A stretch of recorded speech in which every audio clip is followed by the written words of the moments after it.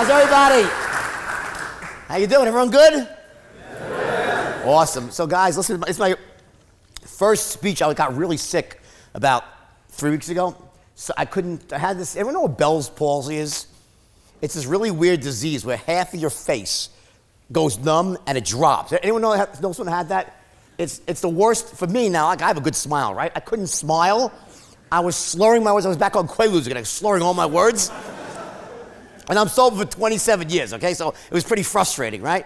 But I'm still an expert at slurring, but I couldn't get the words out. And I actually had to give an event last week. I did give it. I was still sick, though. And I got up on stage in front of 3,000 people in New York. And I was still almost, it's like 80% back to normal, still slurring. And my throat was really dry, and I had sores from, I didn't think I'm going prednisone, some medication. So this is the first speech I'll be giving since I'm almost back to normal, so I'm really excited to be here. And when I was driving up here, I never look at what I'm supposed to say, because I like to talk from the heart. I don't like to have prepared notes, right? And when I looked at the itinerary, it said, okay, you got 20 minutes to speak to the kids at Oxford, right?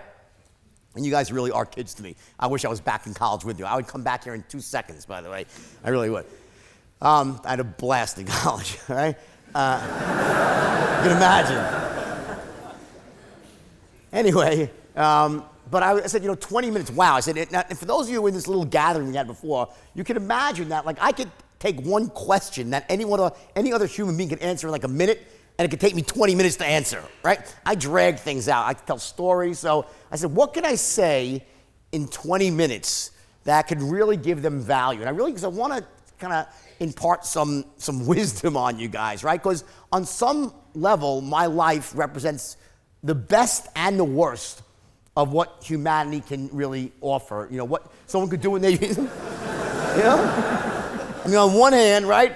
I had these, and then listen, we all are born with certain extreme talents, and I had certain talents, and I used them in the beginning of my life, in my 20s for not such good reasons. And I like to say, I was on the dark side of the force, and then thankfully now I'm on the light side of the force, right? So what could I say in 20 minutes? And I have all these lessons that I've learned in my own life that have allowed me to get incredibly rich at a very young age, make mistakes, lose it all, now come back to make it even more money than I've ever made before. More successful than I've ever been in my life. And it's all been done with the utmost ethics and integrity, okay? I've not cut one corner since I got out of jail, seriously. And I made this, it was something that I had committed to myself, that no matter what, I am going to do things right. I'm never going to go into that spot again where I have to worry about what I say, what's in my emails, not talking. It's a terrible way to live, right? So, and by the way, my speech is just about 95% normal right now. I'm still a little bit, it's weird because I have sores in my tongue from this medication. Anyway, so I won't be kissing anybody after this is all right. All right, so what I did is, okay, 20 minutes. I said, wow. I said, let me do this. Let me think about what are the 10 lessons that I could give this room that, just pure wisdom, things that really could impact your life on a major level. And I could give it to you 2 minutes for each one, all right? And of course I'll go over because I always freaking go. Is it okay if I curse? Am I allowed to curse here? Really? Fuck it. I'm not really getting paid for it. I'll do what I want. I don't like to curse, but I'm from New York, and I worked on Wall Street. The word fuck is as common as the word the, so it just kind of slips out sometimes, right? So if I curse, excuse me, I don't mean to curse, right? So I came up with this list, okay, of what I thought were the 10 most powerful lessons I could give you guys. And of course, I named them, where's the thing? I named them, does it work? Is it fucking, it's not working? Yeah, why don't you try it? You press, there it goes, the 10 commandments for entering the real world, which I think was pretty apropos for this crowd, right? And these are 10 things that I have learned myself from mistakes I've made and also successes I've had, and it represents both. And if you can really internalize these 10 things, I promise you, it will allow you to navigate your journey through the real world to get exactly what you want in life, whether that's in monetary terms, in social terms, just societal terms, whatever you want. It'll really make it much easier for you. You do it with much more grace and elegance to go out there and achieve what you want in life. Okay? So let me go through these one by one here, and I'll try to be as brief as possible. And we have a Q&A afterwards as well, right? And I'll let you guys ask some questions. Okay? So the 10 Commandments, or should be the Wolf's 10 Commandments for entering the real world, right? Okay? So number one, give me a click here. Okay? I tried to go in ancient biblical language. Thou shalt not think things are okay just because they're transpiring. Let me tell you what that means. One of the scenes in the movie that I think is the most destructive, and I love the movie. Who likes the movie The Wolf of Wall Street, right? No doubt, great movie, right? But there's one scene that is destructive and I think is very dangerous for you to misinterpret. So let me tell you what it is. No, right. No. That I totally promote. No, just kidding. You want to hear the most embarrassing thing? I'll tell you. I brought my mother to the premiere and she was sitting next to me. And I hadn't thought the whole thing through. You're like, Mom, I want to be like, my mom walking down the red carpet. Oh my God, right? Anyway, I'm like, Mom, it's all fiction. Scorsese has such an imagination. She's like, I know what you're capable of. And by the way, my mother is a brilliant, let me just tell you about my mother, just so you know the kind of family I come from. My mother, she's now 85 years old. She has not only all her faculties, but she can bend down and try and jump. Unbelievable, right? But here's the, listen to this. In the 50s, when she was in her late 20s, she was the only woman to be down in New York City working in a Big Six accounting. It was Big Eight back then. She was a CPA back in the 50s when women were not CPAs working in Manhattan, and she rose to the very top of her profession throughout the 50s, 60s, and 70s, was blazing a trail for women in the workplace back in that era. In the 1990s, after I made a ton of money and I made my parents very rich from that, I took care of them, right? My mother decided she wanted to go back to law school.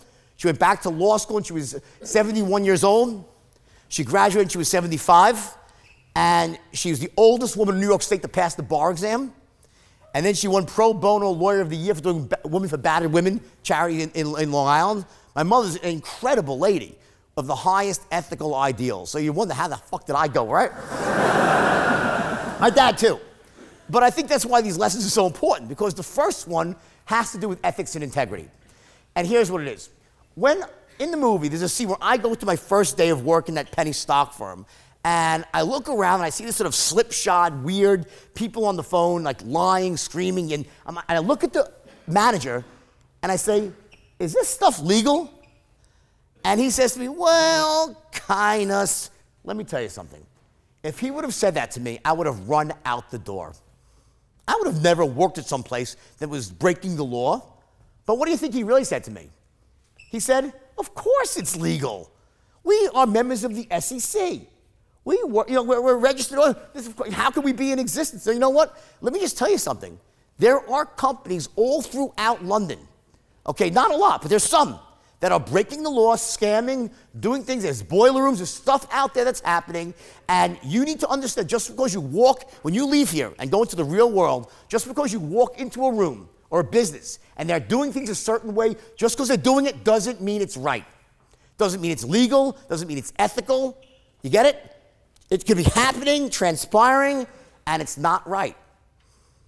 So don't take what you see at face value out in the real world. And that leads me to number 2, okay, which is, thou shalt listen to that feeling in thy stomach, or should I say that sickening feeling in thy stomach. In other words, you know, deep down, I'm sure you're all very good. Come on, you're all here, you've studied hard, you're at the most prestigious college in the world, basically, right? It's like this in Harvard, what else is there, right? You know right from wrong. You know right from wrong, don't you? Yes, you do. Your parents taught you well, and your teachers instill it in you every day, and you're all ethical people. Come on. You know when you're doing something wrong. You get that feeling in your stomach. Who knows? Raise your hand. You don't. Come on. Raise your hand. Everyone, come on. You don't? You have problems. You have a moral compass, okay? If you walk in some place and you get this feeling that's saying it's just not right, you know what? It's probably not right. Listen to that feeling in your stomach. I knew, I'll be honest, okay? The fact is, the guy said, of course it's legal. Of course we don't break the law. How could we? We're registered with the SEC or the NASD. Look, here's our last deal. It's a prospectus, right? I said, okay, well, I guess it's legal. But in my heart, in my soul, I knew this didn't feel right. I could sense there was something wrong. How could you charge someone $1 a share and take 60% in commission? How could that be right? But it was happening. So I said, I guess it's okay, because they would have shut it down. Guess what?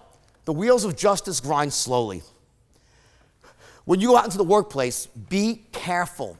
You worked your whole lives really hard so far to get to learn the things you now know. Go out there and be vigilant. Okay? It's one thing if you go to a well-known company with an established track record, but if you walk into a little place where no one knows about it, and I'm not saying it's a scam, just be aware. Okay? Just don't take what someone says to at face value. Investigate, do your research, Ask people who know better, older people who've been around the block a couple of times, okay? A couple of hundred times, all right? And make sure that you, A, don't take things at face value, and B, if the feeling in your stomach says it ain't right, listen to that feeling because it's probably the right one. Make sense? Yes? You can say yes? All right, good.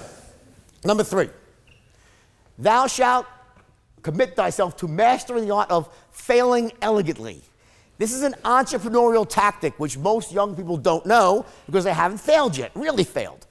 There's 2 ways to fail in life, in business. Let's talk about business. You can fail elegantly or you can fail miserably, okay? Failing elegantly is a way of going about starting a business or launching a new division of a company that allows you to test out an idea or a concept quickly to get your read, whether it's right or wrong, whether it works or doesn't work, without losing a fortune, without losing a lot of time, versus failing miserably where you lose tons of money, it takes a lot of time, and you end up with nothing but a bankruptcy. Now, when I was 22 years old and I launched my first real business, I went bankrupt. It was the meat and seafood business. I started with 1 truck. I grew to 26 trucks, was making a ton of money, I thought, but I was making every mistake a young entrepreneur can make. I was overexpanding, I was growing with credit, I was undercapitalized, wasn't screening out my employees. Before I knew it, I was out of business, and I failed miserably, lost everything and declared bankruptcy. Nowadays, when I'm approached with an idea, and I like it, I'm gonna test the idea, I'll do it in a way that A, if I'm wrong, I don't lose much money, or better yet, I'll use other people's money. Seriously, I'll always take in an investor and make less on the upside if it means I can protect myself on the downside. And B, I always structure my tests so I get my reads as quickly as possible, so I know quickly the information. And then I can change my approach and try again. Change my approach, and sure enough, by doing that again and again, eventually you'll hit on the right formula. I don't care how smart you are. It's so rare that when you go into business or you try something new that you get it right the first time. The first evolution of an idea is not usually the right one. And where you see that all through history, businesses after business, where they all are now making money, not on how they thought they'd make money. It's some evolution of the idea. If you fail miserably, you'll never get the chance. By structuring your tests so you can fail elegantly, you can test again, and so forth, and then you get to number 4, if you can click on that, commit thyself to mastering on succeeding wildly, meaning, what do you do when the shit is right? What do you do when your idea works? How do you take a small idea and turn it into a big idea? Take a small company, turn it into a regional player. Take a regional player, make it into a major multinational. The rules for failing elegantly and succeeding well are almost diametrically opposed. They're opposites. You have to know how to do both to be an entrepreneur. Now, I don't have time to teach you this stuff today, but most of my stuff is all been pirated online, okay? If you want to pay for it, you can, okay? You know, I want you to pay for it, okay? But seriously, a lot of my stuff is all on, I put my stuff out there because I don't really care about that, right? We live in a world now where you can't, if you're a musician, you're not gonna make money on selling records anymore or CDs, right? Because everyone's downloads for free, right? So I don't care what you do, right? But the information's out there. But I want to highlight to you how important it is to understand when you go into business, you need to focus on these 2 things. A, go into it with your eyes open, knowing that you're probably not right in the first evolution of your idea, no matter how great it is. And go into it and learn how to fail elegantly. And then on the flip side, when you get it right, understand what steps you have to take to succeed wildly. Make sense? Yes? Yes, great. Let's go to number 5. Thou shalt always be that average sucks. Okay? I'm a believer, okay, that the enemy of greatness in life is good. Here's the problem. When people are going through life, if things are okay, they aren't feeling enough pain to make a change. It's like if I say to you right now, I say, okay, everybody raise your hand as high as you possibly can. Everyone raise your hand as high as you possibly can. Right now. Everyone do that, please? High as you can. Now just a little bit higher, a little higher. What the fuck is that, right? I meant the first time, I said raise it as high as you can. A little, oh, if you really mean it. It's that level above where your comfort zone is. That's where I want you to shoot for. Don't go through life burning at 10 watts or 50. Be a 100-watt person and burn bright. Don't settle for average. You know, like in the movie, I say there's no nobility in poverty, right? Well, this is not a poverty crowd, right? No one here is going to probably end up in poverty. But don't go through life, whatever average means to you, don't let that be your life. Who's seen the movie Jerry Maguire? Raise your hand, right? You know, great movie, right? You know the Kwan. You know, it's the Kwan. It's like it's a great phrase in the movie. The best of everything. It's not just about money. It's about money, connection, spirituality, love. It's everything in life firing on all cylinders at once. The Kwan. Don't go through life just saying, you know what? I'm okay being average. Average sucks. It does. I promise you this. When you learn, it's almost like training yourself to not settle for less than extraordinary. It's basically your own standard. You will live a life that's so full of joy and happiness, and some misery too, because you need to have both to know the difference, right? But so much joy and so much passion, that's where it is. It's at extraordinary standards. Don't settle for average. Make sense, yes?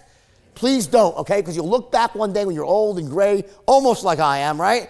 And you'll say, you know what, that frickin' sucked. Because those few moments in my life when I was extraordinary, that was when I felt most alive. You go through, you have one life to live, right? Just go for it. And don't settle for anything less than total and utter excellence. Okay? Next one. Number 6. So the one, okay, wait. Okay, go back, just wait, no, go back. Go back. You give away all my secrets. Hey, stop there. Okay, go on. Okay, it didn't say, that's supposed to be number 6, right? For those of you who haven't figured it out. Okay, anyway, number 6. Okay, I'll tell you the truth, all right? On the way here, I'm so terrible with PowerPoints. I was born before, like, right? You guys are all computer kids, I'm not, right? So I was trying to figure out, I couldn't turn the 1 to a 6. I tried for like an hour on the trifecta. So when I got up, I asked, I said, can you do me a favor? I said, can you turn the 1 to she goes, yeah. She goes, blah, blah, blah. In 2 seconds, she figures out, she makes it a 6, right? But we didn't press the save button, the 1. And I shut my computer down so it's back to the frickin' 1, okay? But we tried, right? She did it. Number 6, thou shalt commit a not, and the not, take out the fucking not, okay? I've edited this out 5 times, so it keeps popping up. Thou shalt commit thyself to mastering certain specialized skills. Let me tell you what this is probably one of the most important things when it comes to success.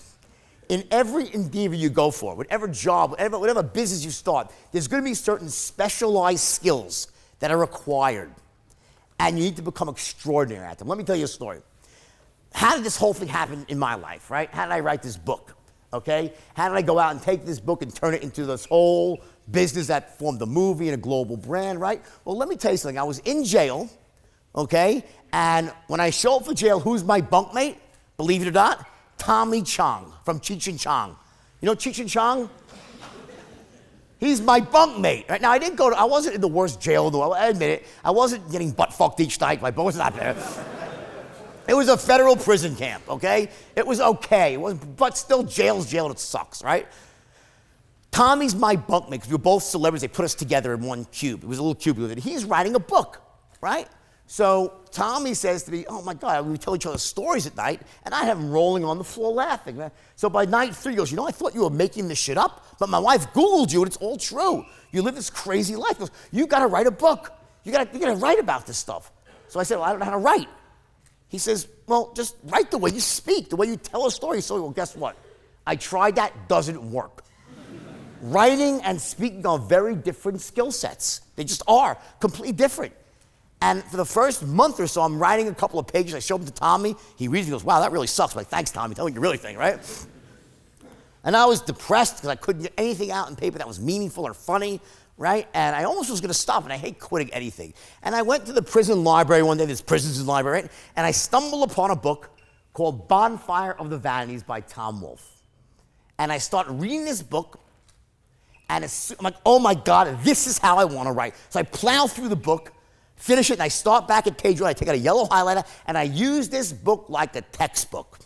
And for 3 months, I ripped apart every single word, and I broke down Tom Wolfe's strategy for writing. How does he introduce characters? How does he describe people? How does he describe locations? How does he create conflict? How does he go into scenes, out of scenes? How do you use words like had, H-A-D? I didn't even know the word. You say the word had so quickly in language that guess what? When you actually have to write things, if you don't know how to use the word had in the past tense, nothing makes sense. I had to learn. I wasn't a writer. I was a biochem major. You get it? So I didn't know how to write. And guess what happened? My writing improved. And I kept studying and improving, and my writing improved to such a point that I said, wow, I'm kind of getting the hang of this. Then I picked up another book, Fear and Loathing in Las Vegas. Figures appropriate, right?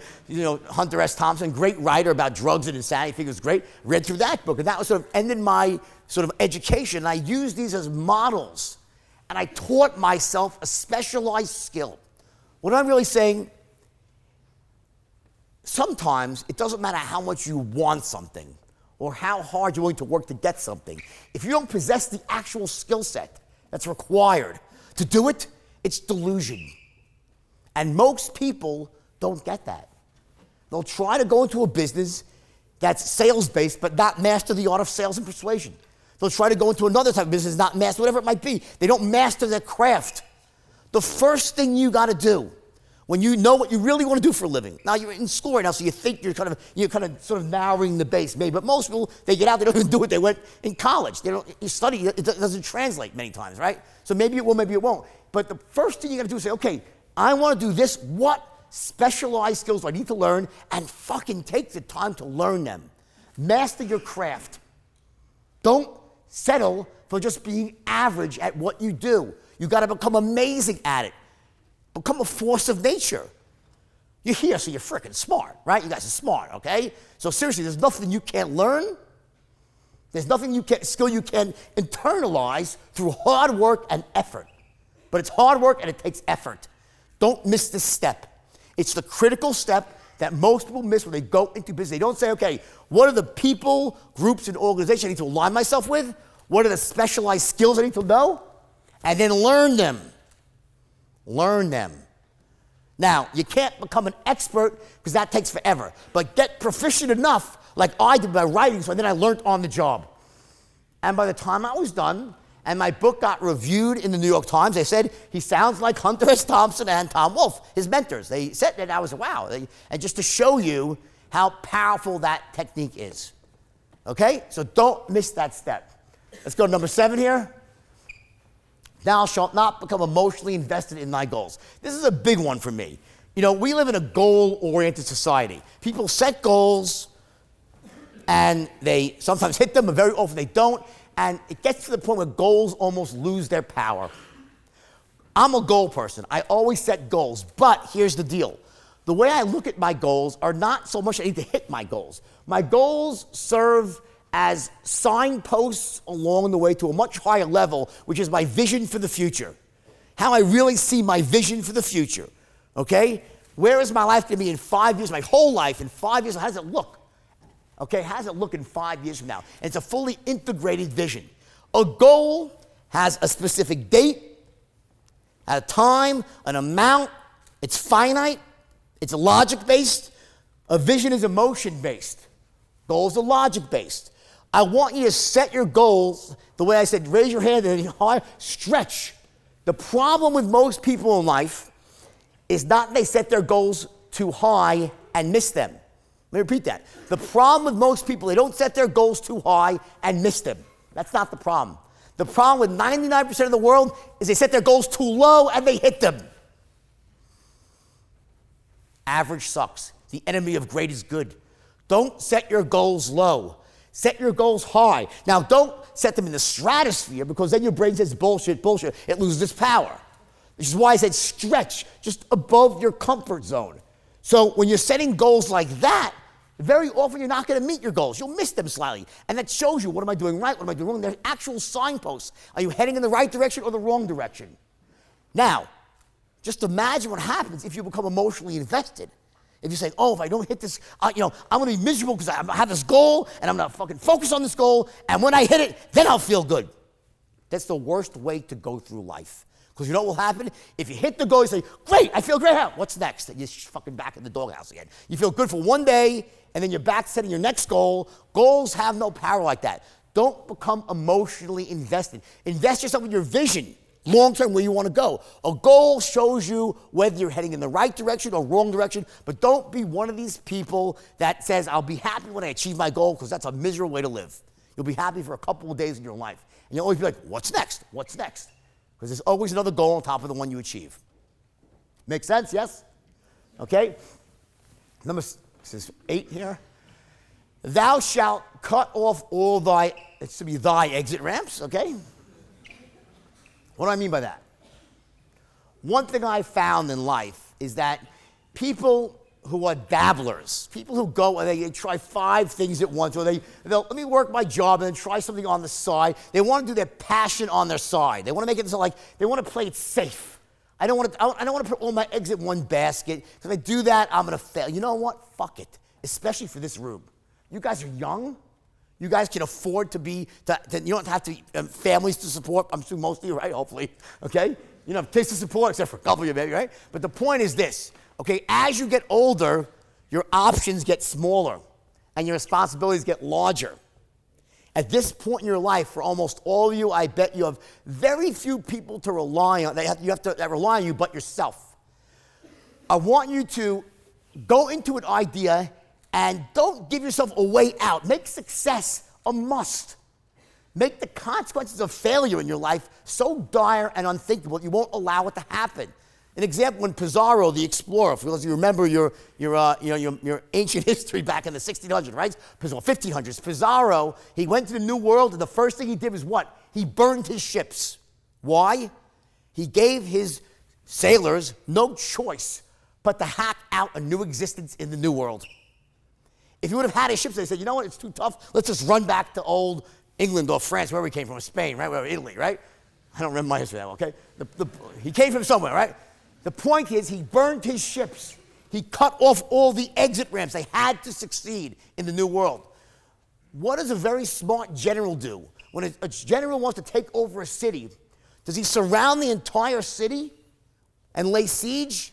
If he does that, guess what happens? Every single soldier, every man, woman, and child will fight to the death. Because they know is that if the city falls, the women get raped, the children get slaughtered, and it's over, right?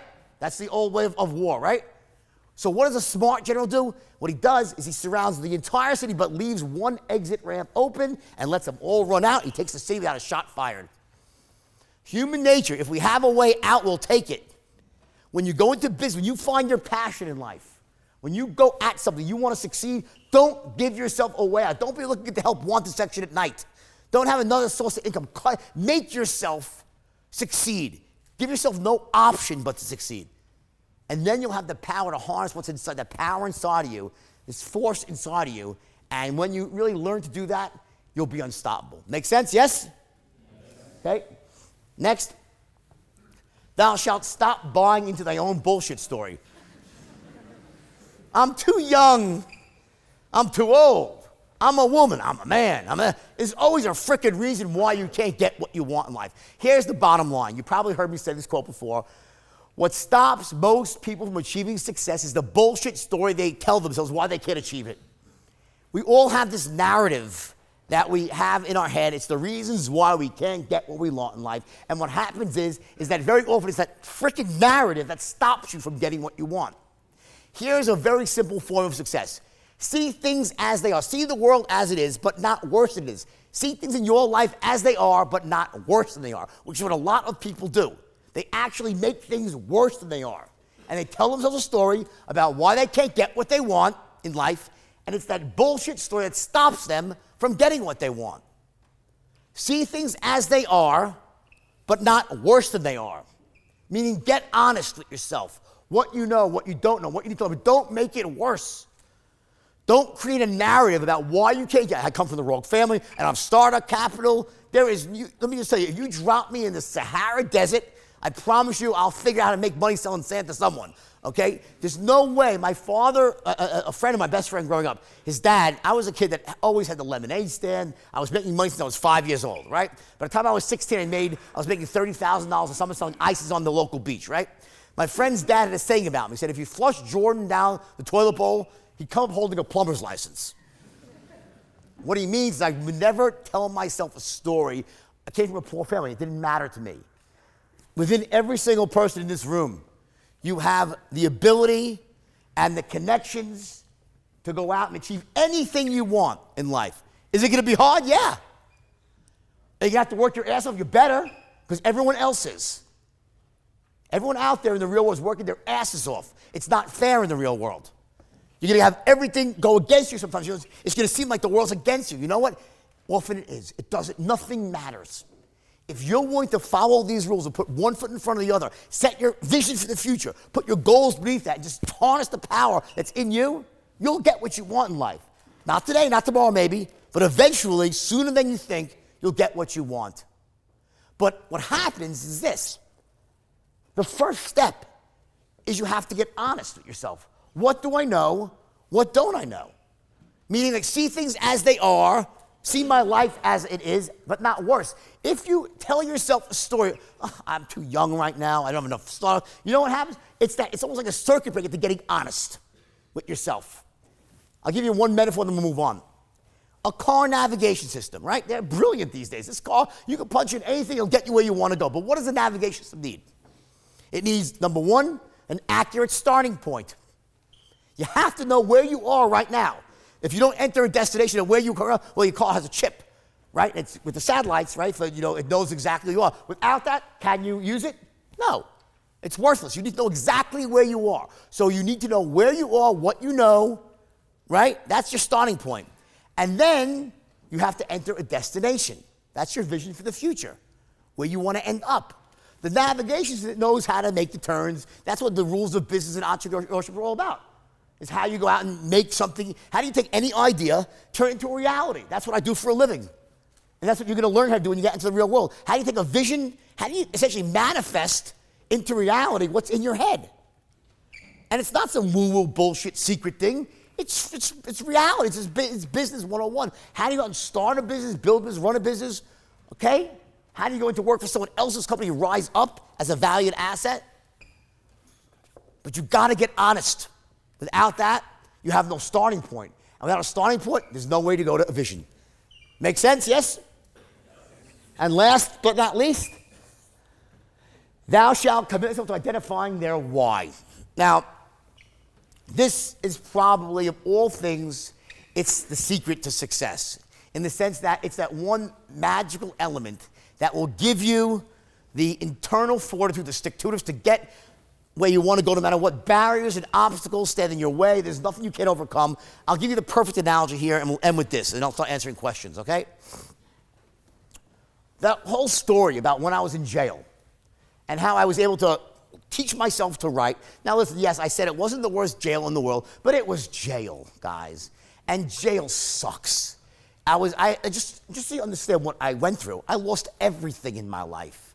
I lost all my money. I lost my children for a time, my wife. I was embarrassed in society. I was smeared and by the press. I mean, I literally hit rock bottom, and it was so, I just can't tell you how, if you think it wasn't bad, it was bad. So the movie makes it look funny. It ended up bad, guys, okay? And I ended up in jail with no money. I was broke. My kids were gone. My wife had left town, okay? Whatever, the whole other story, okay? She didn't read the Gold Digger's Handbook. She was supposed to wait 3 months, but anyway.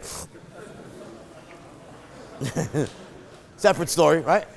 She was out the first fucking day. It's like, wait, didn't you read the handbook? You're supposed to wait 3 months for appearances? Anyway. You're impossible to live with now. I just got out of jail in a second. Anyway, but listen, I lost everything in my life, okay?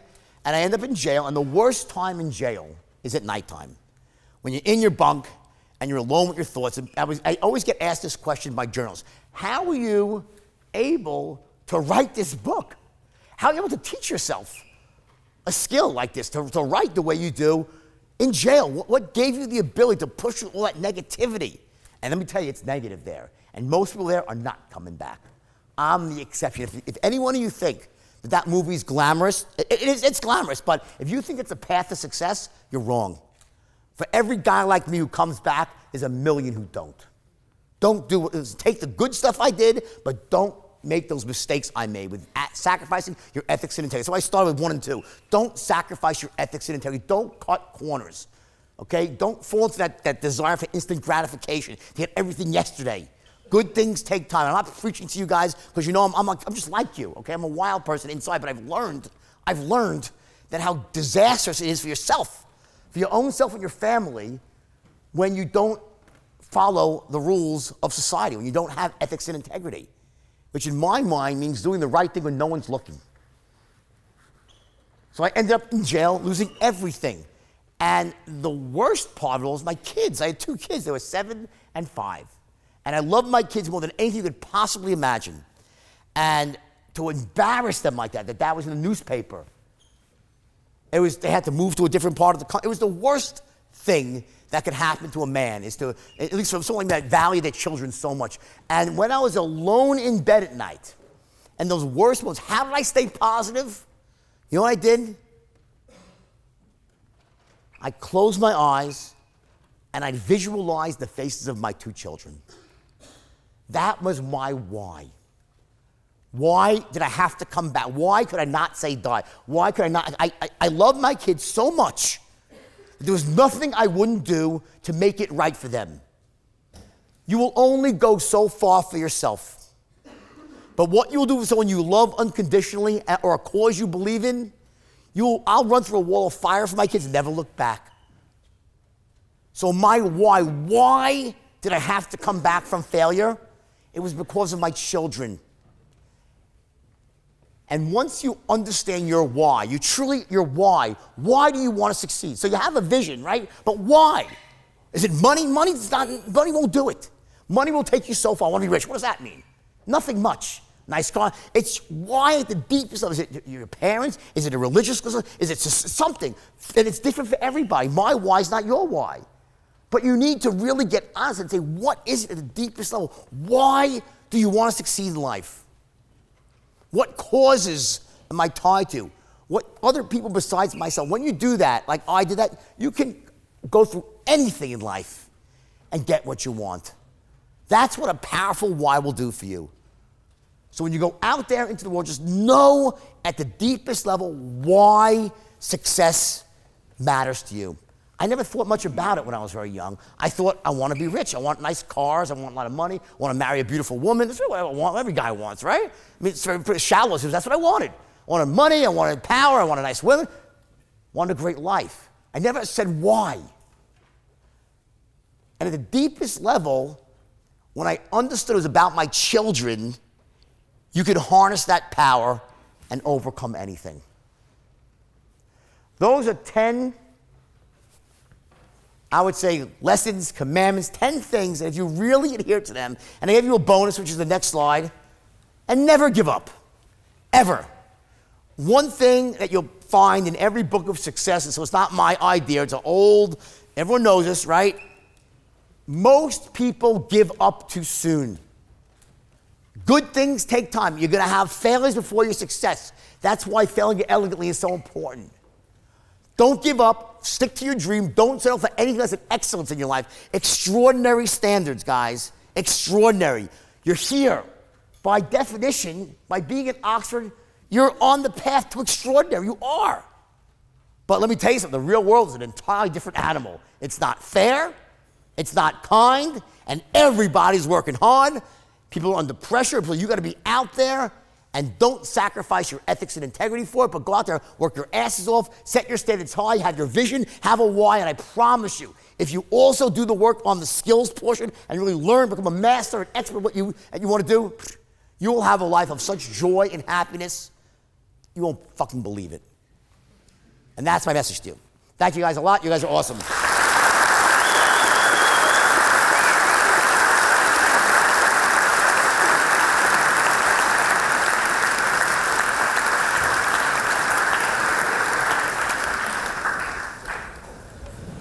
Well, thank you so much for that incredible pleasure. speech. I thought we'd kick off with a couple of questions for myself before we move on to some from the audience.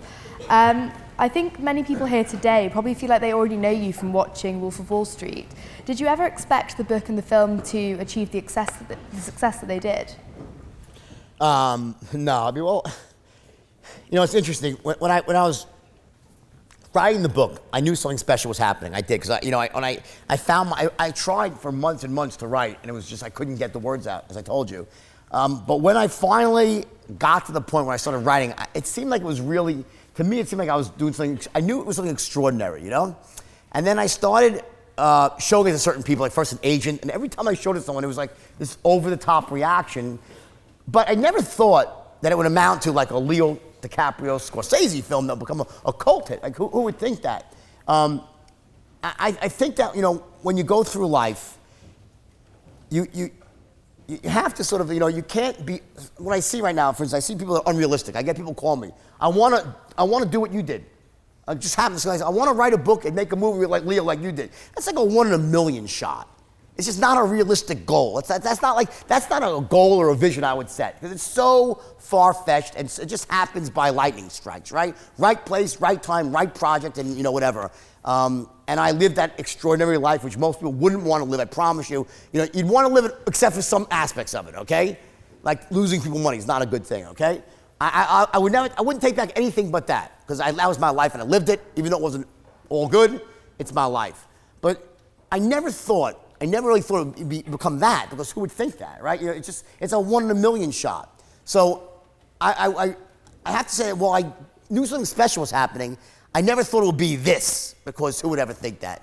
So and the lesson I think that is don't look at as writing a book as a way to make a lot of money. It's just not, it's a very low paid profession. And don't bank on getting your script made. If you do it because you love it. Do because you know, I did it because I almost had to do it. It was like I had to get the story out because my life had been so chaotic, and I just felt like it was something, it was the next step. So that's my best answer. Thank you. Do you perhaps feel that the film's portrayal of the financial industry glorifies the industry in an unhealthy manner? No, I think that it's, here's what I think. Certain things are glamorous, right? It's glamorous to make a lot of money. It is. Nice, it's glamorous. See, I think the mistake that some people make is that they're like, you know, by definition, like living that wild life, it's glamorous and it was fun. I won't deny that. Does that mean you want to do it and not sort of, edit certain parts out? I think most people are smart enough to know. I assume when you look at this, you know what's right and you know what's wrong. You're not looking and saying, God, I want to go out there and break the law like he did and make people lose. What maniac would want to do that, right? I never wanted to. That was not my intention to go off that path. It happened as it was happening. I spiraled out of control. I think most people are smart enough to know that they latch onto the idea of going out and getting rich and building a business and taking a shot. And then, listen, if you want to party, God, the reason I say I never look back at the drug use, I'm sober now since 1997, okay? So it's a long time, okay? A real 20 years. I'm sober for more than that, 20 years plus, right? It's great, right? It is great. Would I take back the drug use? No. I wouldn't. You know why? Because it allows me, it's made me the person I am today. I can go into rehabs and speak to kids. And I do that. I do charity work. It gives me a platform, and it made me the person I am. Then you do good things, you do bad things, and it becomes who you are. You can't change the past. You can make the best of the past. You can sort of, so I don't look at the self-inflicted harm and say I want to change it. But I would change the behavior that led to other people losing money. That's I would change if I could. And I can't, which just goes to show you how careful you have to be with sacrificing your ethics, because when you do, other people get hurt. That's what ethics really is all about in some level. So, but I think that I have to believe that you're smart enough to know that. Don't you? Yes? You don't want to go out there and break the law, right? You don't look at the movie and want to go out and rip people off. That's nuts. But it gives you the drive to see a kid who had nothing and built something amazing. And you say, you know what, I want to take the best of that, but I want to avoid the pitfalls along the way. That's why I think most people look at the movie. And I think that if you look at the movie and you want, and by the way, I get hundreds of emails, thousands, right? Every once in a while, I get some stupid moron who sends me some mail. I want to go out and live like the law. I'm like, fuck off. I mean, you're an idiot, right? 99.9% of emails are amazing. I know what you did. I use it as a model of what you did right and wrong. People get it.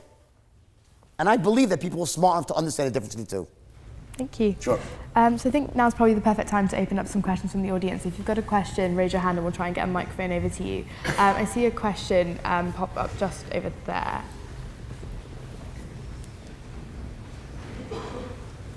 Hello, Mr. Belfort. Thank you so much for being here. I have one question, and I'm a huge fan of your film, so this just comes quite naturally. Can you please sell me this pen?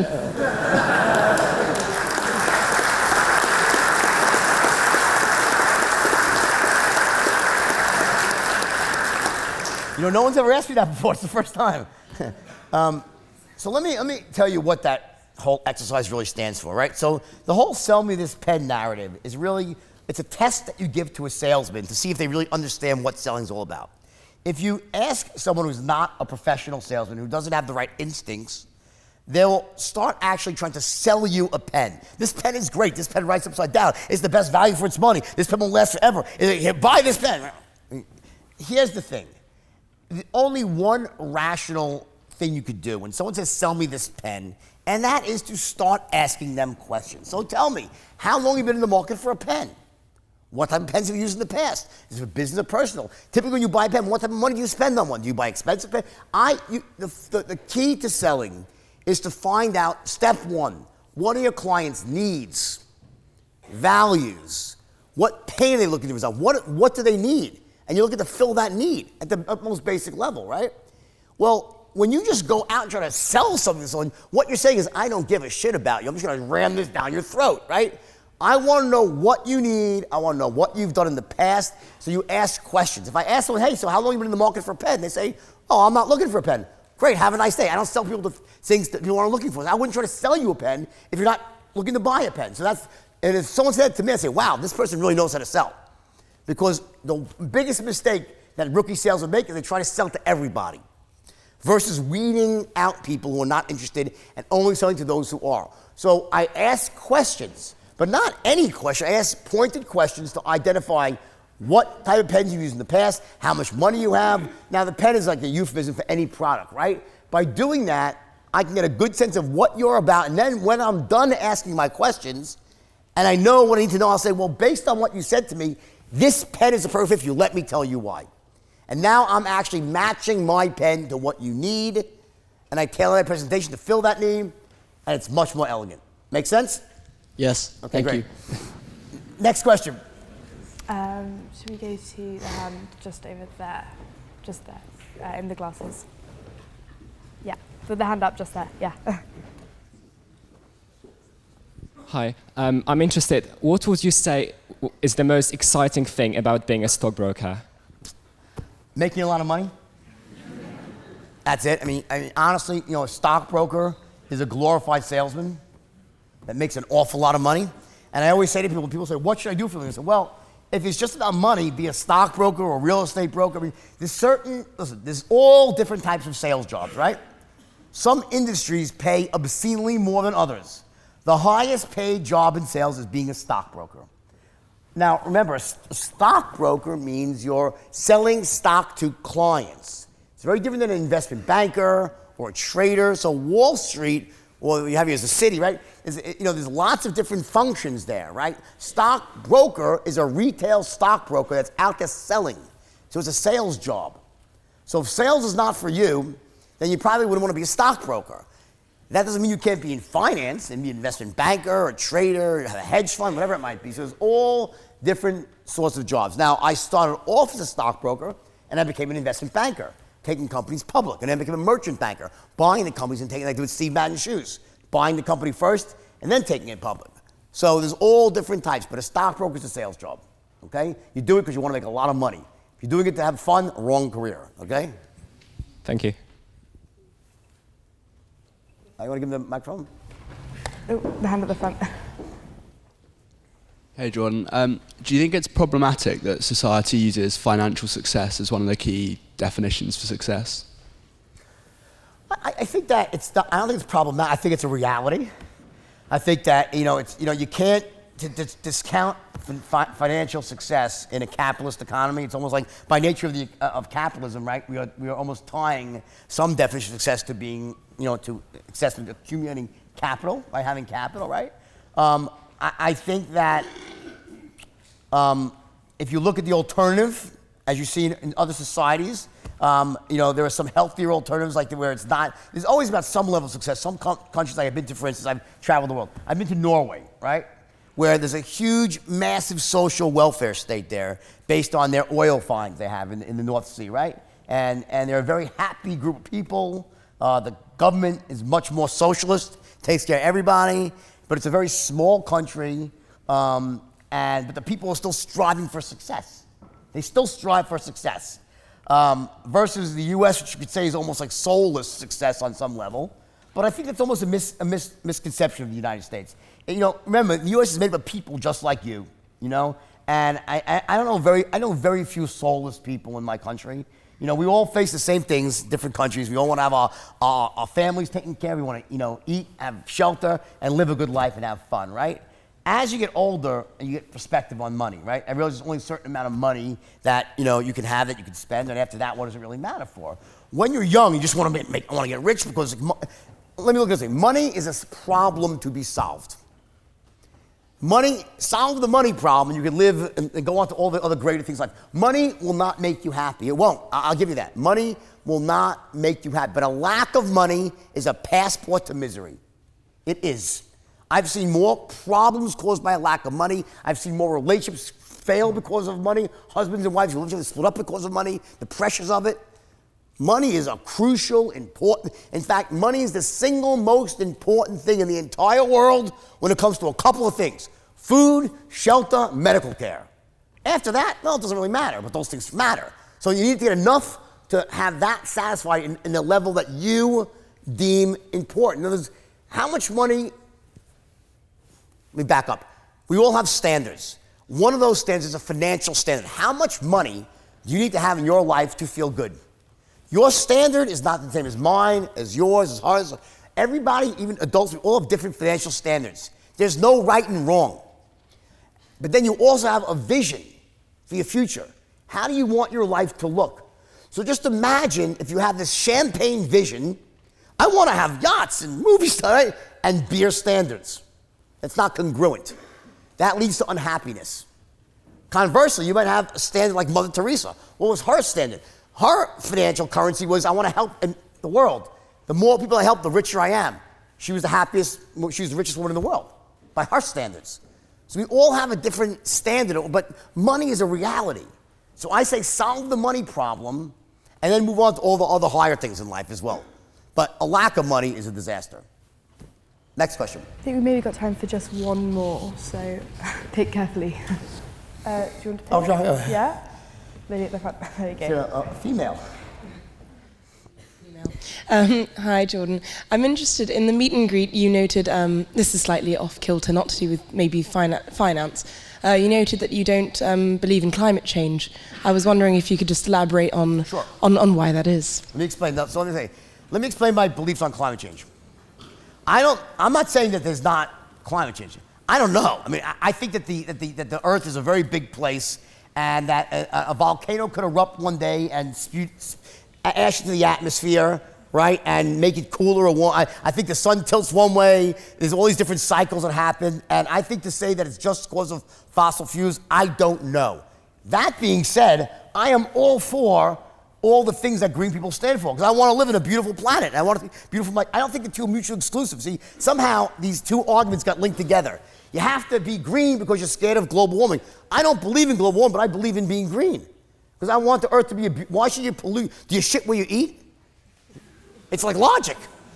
So I don't think the two arguments are mutually exclusive. So as a scientist, I'm very skeptical. I went to school, I have a degree in biochemistry. I am really, really skeptical on climate change. I'm leaning against. But who knows? I don't know the answer. I could be wrong. But that doesn't impact my philosophy on the planet one bit.